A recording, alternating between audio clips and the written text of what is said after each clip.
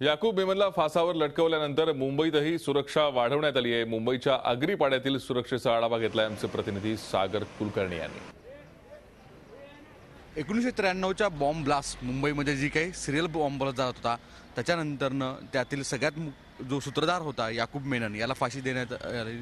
त्या धर्तीवर आज मुंबईतल्या अनेक भागांमध्ये मोठी सुरक्षा लावण्यात आलेली आहे। आगरीपाडा नौपाडा जे काही एक सेन्सिटिव्ह भाग असतो असं मानला जातो, अशा ठिकाणी हा पोलीस बंदोबस्त तुम्ही पाहू शकता। मोठ्या प्रमाणात सकाळी पहाटे 5-6 वाजल्यापासून रात्रीपासून हा पोलीस बंदोबस्त आहे। कोणताही अनुचित प्रकार घडू नये यासाठी मुंबईमध्ये एक खबरदारी घेण्यात आलेली आहे।